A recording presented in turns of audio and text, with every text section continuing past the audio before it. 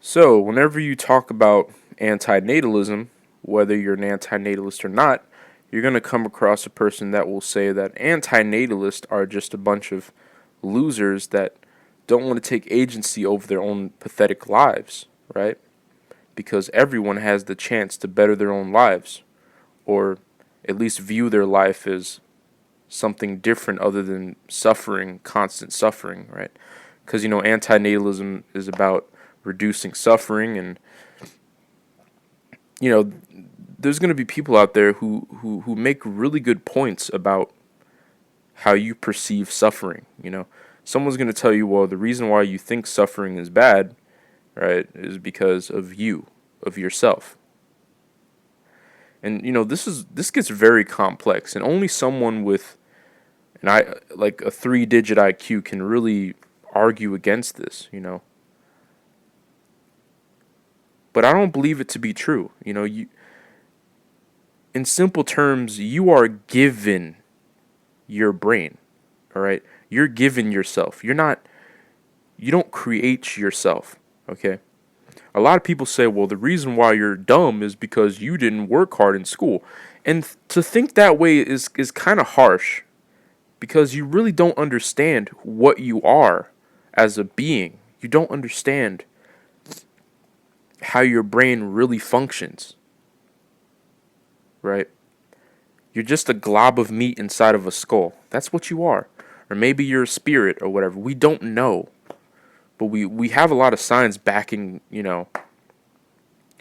our neurology and our brains up. We know a lot of information about the human brain, but we still haven't uncovered every single bit of it. Right? So I remember I went inside of Chuck E. Cheese. Okay? And I went there because I went there with like a kid and other people. And I was in Chuck E. Cheese having fun or whatever, and I was walking and I saw this one guy. Um, don't know how old he was. Um, he looked like an adult for sure, and he was running around with this kid. Um, and the way he was running around with this kid was like he was a kid himself. You know, he had a kid's mind. He couldn't help the fact that he had a kid's mind. He couldn't help it. He basically like was running around like a 5-year-old. And I looked at him, and he looked at me, and his reaction to me looking at him was very innocent and childlike. He was just like he had like a negative reaction to me. He made a sad face or whatever, and then he ran off. Right. So that moment right there, like seeing it with my own two eyes, and of course you've seen mentally handicapped people before. I mean, if you've gone to any schools, you've seen them. They exist. They're real. You know. But this experience told me that, hey, you know, there's no fixing what you're born as. You know. So no, we don't have free will. I mean, that's just a simple way to explain it there. But if you really want to convince someone who is stuck in their ways, um, about free will, then you're gonna have to do some heavy metal, some like difficult explaining. It gets very difficult. Okay, and I can't even comprehend how difficult it gets to understand free will and why it doesn't exist. Right. But think of it in layman's terms. You're born. You didn't give birth to yourself. You were given DNA. This is technically your DNA, but you are the result of two people getting together. Keep that in mind. Or, like there's some weird science stuff that allows three people's DNAs to make one person. Whatever. The fact is that you were given your existence. You're given it. And you don't know what you're going to become. Like, even when you're a baby, you're not even conscious. You're not even cognizant of the fact that you exist until a certain age. And then you realize, hey, you exist. And now you're cognizant. And now you're going to school. And then other people in this education system, they act a certain way. They do certain things and they don't know why. But everyone in the school system thinks the reason why you're not smart is because you aren't putting in the effort.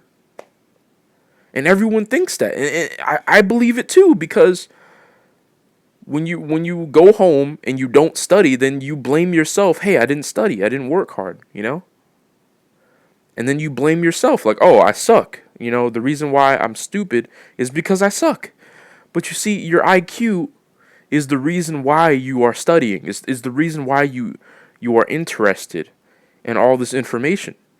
If you have a high IQ, you're gonna do well. You're not gonna have a difficult time in academia. That's just how it is. And hell, like some people that claim to have high IQ say that academia sucks, that the education system is bad. So you got to realize, like, your DNA predetermines everything about you. Like, it even predetermines how other people treat you. If your DNA makes you a low IQ imbecile, then people are gonna treat you accordingly. If you're born unattractive, people are gonna treat you accordingly. People are gonna treat you worse if you have an unattractive face. And vice versa. Like, if you have a good looking face, people will treat you really good. That's just how it is. That's just so you have no free will and you can't even control how other. The reason why like somebody, the reason why people think, oh, people don't care about you. The reason why is because they themselves were born with, like a certain DNA that made them look either average or below average. That's why they themselves think that people don't care about you. People would love you and would want to be around you if you're born attractive. So everything about your DNA predetermines everything, not only how you interact with the world, but how the world interacts with you. If you're born ugly and short, people will hate you.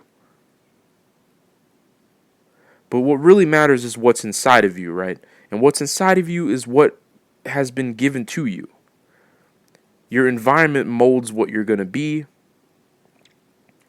But if your environment molds you to be an awesome person, your DNA holds you back. Your IQ, stems from your DNA and your environment. Like, your DNA predetermines what your IQ is going to be, and your environment allows your IQ to maybe raise a few points or lower a few points. Right? So, I mean, but you really can't change what you're going to be.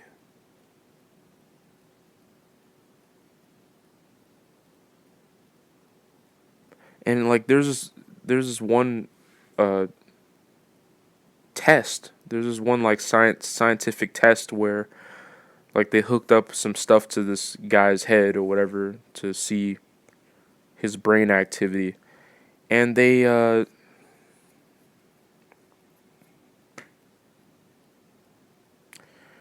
basically told the guy, "Hey, raise your arm or whatever," and then raise your left or right arm, and then the brain activity showed that he was gonna make the decision before he made the decision.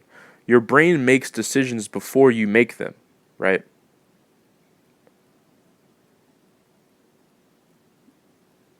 You really have no control over what you are. You have no control, right?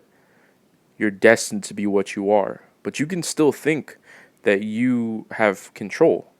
Everyone thinks this. People who have like average to below average to above average IQs, um, in that range, everyone thinks that they have free will.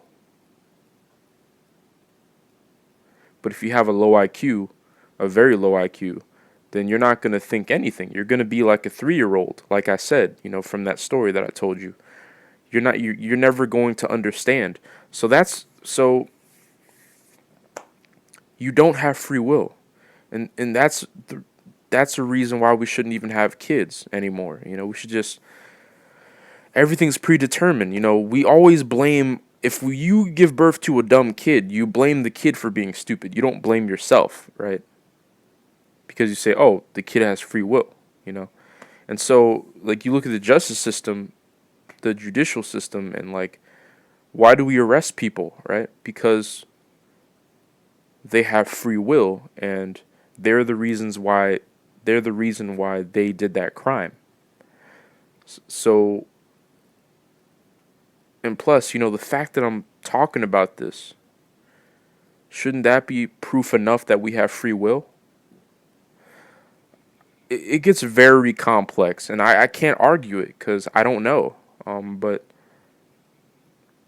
I'm just gonna keep thinking that maybe we have free will, but I don't feel like we have free will because I've seen examples that prove if you're born in the wrong circumstance, you don't have free will because free will doesn't actually exist.